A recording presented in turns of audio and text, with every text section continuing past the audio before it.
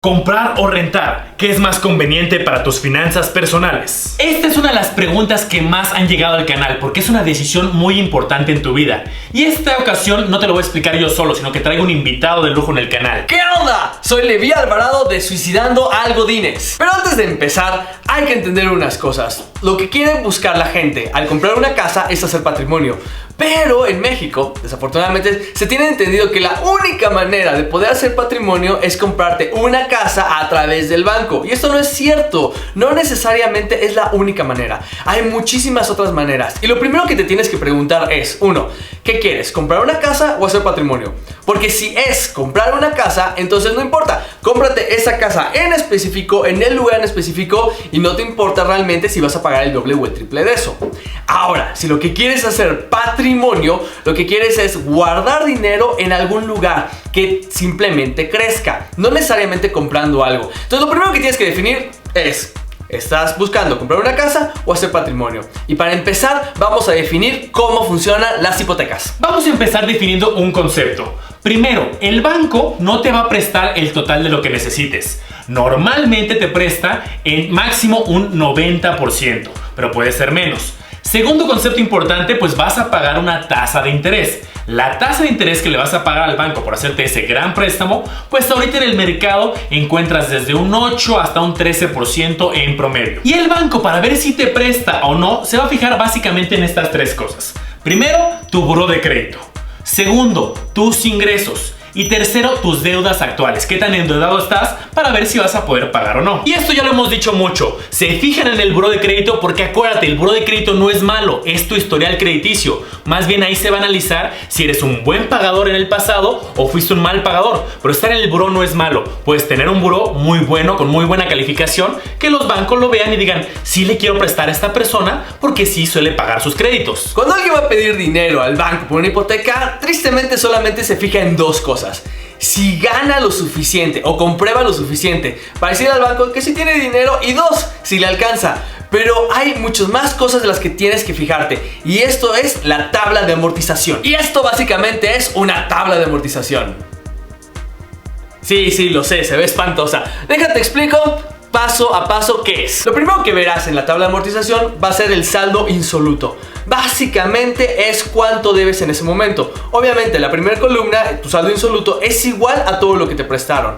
Conforme vayas pagando, el saldo insoluto se va a ir disminuyendo hasta que termines tu periodo y se acabe en cero. La segunda columna que vas a encontrar en esta tabla, la tabla de amortización, son los intereses. Aquí lo que vas a encontrar es que normalmente los primeros años de cada mensualidad que tú estás aportando a tu hipoteca, la gran mayoría se va a intereses. Y conforme vas haciendo aportaciones y van pasando los años, te vas a dar cuenta que esa aportación a intereses va a ir bajando. Pero vamos a suponer que tú sacaste una hipoteca a 20 años.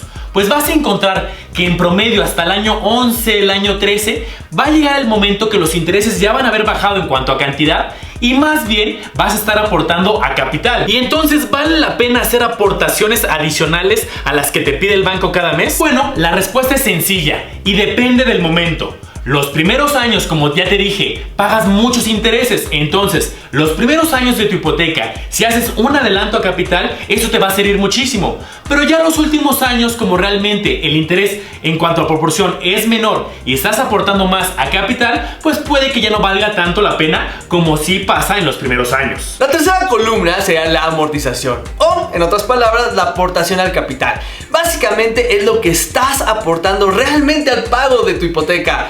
No los intereses, no los seguros, otra cosa, sino lo que realmente estás pagando. Y como verás, los primeros años aportas casi nada. Entonces, eso es algo que debes de tener muy en cuenta, porque mucha gente cree emocionalmente que le está metiendo mucho dinero, pero no.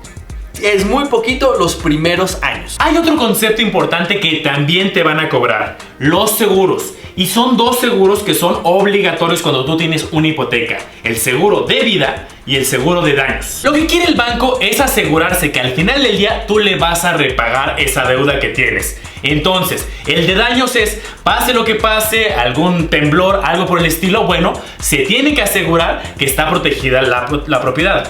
Segundo, el de vida. él se quiere asegurar que también pase lo que pase, si tú llegas a faltar, al final del día él va a recuperar ese dinero. Entonces los dos, el beneficiario es el banco. Tienes la opción de esos seguros no contratarlos directamente con el mismo banco que te está dando la hipoteca. Pero es importante mencionar que sí los tienes que tener y le tienes que demostrar al banco que tú tienes ese seguro de vida y de daños para que te autoricen ese crédito. La última columna, que no necesariamente siempre está, pero en muchos bancos está, son comisiones. Que vas a tener comisiones por todo, ¿eh? Entonces no te espantes, ya vas a tener comisiones por apertura, comisiones por X, por Y, por Z, porque si llueve. Entonces los bancos te cobran comisiones por todos lados. Y al final de toda esta tabla vas a tener la suma de cuánto vas a pagar mensualmente.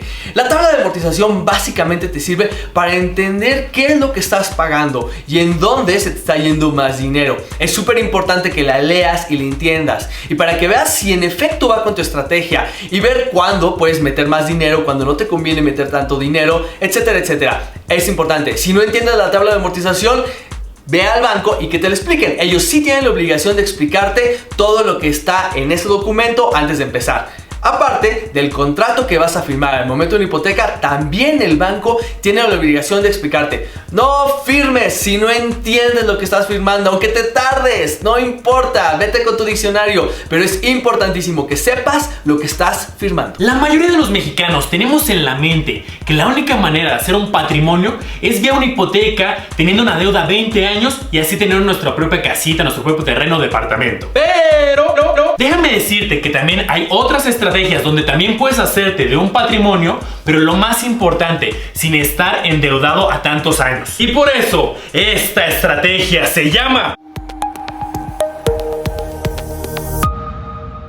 patrimonio sin deuda. Lo primero que quiero aclarar, y como ya lo hemos visto en otros materiales, es que hoy en día para el pequeño inversionista ya puede invertir en temas relacionados a bienes raíces. Es decir, nos tenemos que cambiar el chip de que solamente vía propiedades, vía comprar un terreno, un departamento, una casa, es como adquirimos bienes raíces. Hoy en día ya hemos visto que existen las fibras, el crowdfunding inmobiliario y hasta acciones de la bolsa que están relacionadas al sector de bienes raíces. Es decir, ya puedes tener exposición a inversiones de bienes raíces desde cantidades muy accesibles, literalmente 100 pesos. Pero hoy vamos a ver una estrategia un poco más sofisticada, muy integral, muy elaborada, que quiero que pongas mucha atención porque puede hacerte ahorrar mucho dinero. Para hacer la estrategia de renta, tenemos que tomar como base la hipoteca.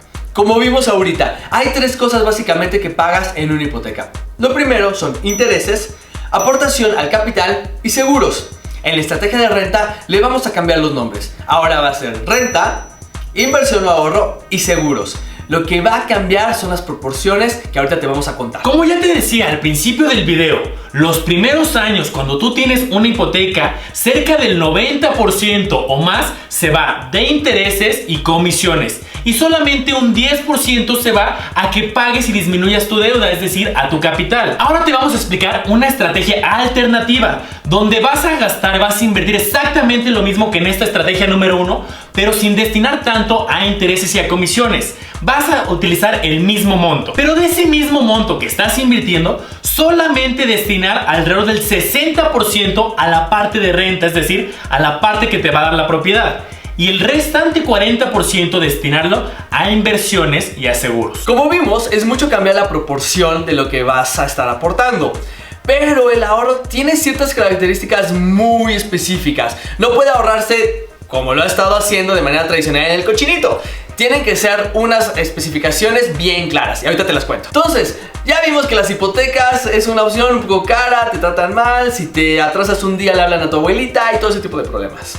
Pero tiene cosas muy buenas. Saquemos lo que es muy bueno. Entonces, número 1, el dinero no sale. Esa es una parte fundamental de este ahorro patrimonial. Si tú andas sacando el dinero y que para las vacaciones, que porque ya se enfermó el perrito, que por cualquier cosa, nunca vas a lograr un ahorro patrimonial. Este ahorro es así, a rajatabla. No hay manera que lo puedas sacar. Es como una hipoteca. Tú no puedes llegar a decirle, oye, regrésame el dinero que te di el mes pasado. O sea, no hay manera. Ni tampoco puedes llegar con el banco y decirle, oye, este mes me voy a ir de vacaciones, ¿qué tal si no te pago? Tampoco. Este ahorro sí es fundamental, que seas muy disciplinado y que el dinero no salga. ¿En cuánto tiempo? Estamos hablando de entre 10 o 15 años mínimo. ¡Ay, es mucho tiempo de ahorro! Las hipotecas son de 20, 30 años. Entonces, ¿qué prefieres tener? ¿30 años de deuda o 10 años de ahorro? Tú lo decides. Primera regla, el dinero no sale. Punto número 2. Tu dinero, tus ahorros, lo que está en ese 40% restante debe de crecer en el tiempo, es decir, debe de estar invertido. ¿Y qué rendimientos debemos de ganar? Bueno, ya sabemos que las cosas son cada vez más caras y hemos visto aquí en el país inflación, es decir, cómo suben los precios. Pues hay años del 3, del 4%, años muy altos hasta del 6%. Entonces grábate esta regla número 2. Tus inversiones deben de crecer al menos una cantidad superior a la inflación. Si me preguntas un número ideal, bueno, pues todos queremos que crezca mucho y eso depende de diferentes estrategias. Pero por ejemplo, un 7, 8, 10%, bueno, ya con eso estamos tranquilos de que va a superar el histórico de la inflación. Punto número 3. Aparte de la inflación, lo que tienes que buscar es que crezca mucho más allá de la inflación. Y el día de hoy en México ya hay instrumentos regulados que te permiten. Es importantísimo que esté regulado, porque entonces así alguien te defiende si llega a pasar algo.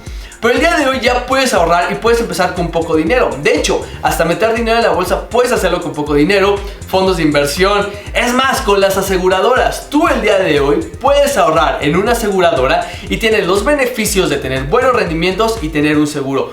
Hay todos esos instrumentos ya en el mercado que en verdad te van a ayudar a alcanzar tu meta financiera. Punto número 4. En la estrategia inicial de adquirir una hipoteca, pues terminas también pagando una parte a seguros de daños y seguros de vida. Pues bueno, en esta estrategia alternativa que estamos revisando el día de hoy, también es importante estar asegurado, en especial por dos: vida e invalidez. ¿Pero por qué? Porque se tiene que cumplir la meta y los seguros son para no usarse. Pero por ejemplo, si pasa algo que te impide que sigas trabajando, bueno, pues con un seguro de invalidez ese dinero se compensa. Ahora muchos van a decir, ¿a poco con 4,000 pesos se puede hacer? ¡Claro!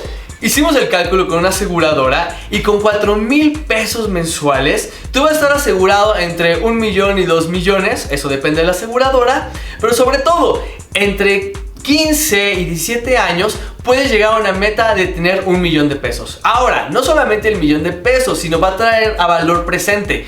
¿Cuánto va a ser en el futuro? 3, 4 años. Pero lo que importa es que puedes comprar algo en 15 años que el día de hoy vale 1 millón de pesos. Bueno, entonces hay que preguntarnos, ¿cuál estrategia usamos? ¿Nos vamos por la hipoteca y la deuda a 20 años o nos vamos por la parte de esta estrategia más elaborada y mejor armada? Depende de dónde estés. Si tienes un buen dinero para el enganche, pues vete con hipoteca para que no te vayas a 20 años. O realmente estás enamorado de la casa o de la zona y ahí quieres vivir por siempre, ándale pues. Y la otra cosa muy importante, que tengas un buró de crédito muy bueno y un score crediticio bastante alto. Ok, entonces, si no tienes un buen buró, no tienes el dinero, no sabes dónde vas a estar en la vida y te vas a estar cambiando, bueno, esta segunda estrategia funciona bastante bien. El caso es que ninguna es mejor que la otra. Lo que tienes que ver es qué te conviene a ti, en dónde estás en este momento, cuánto dinero tienes y qué es lo que quieres lograr. Entonces ponte a analizar antes de irte con la primera opción. Bueno, cada caso es único. Entonces yo creo que vale la pena que lo platiquemos, que nos sentemos y analicemos cuál en tu caso es la opción mejor. Aquí te dejo mis datos de contacto para que lo platiquemos y armemos una estrategia especializada para ti. Y no olvides suscribirte, darle like y activar la campanita para que te lleguen las siguientes notificaciones de los videos financieros que vamos a subir.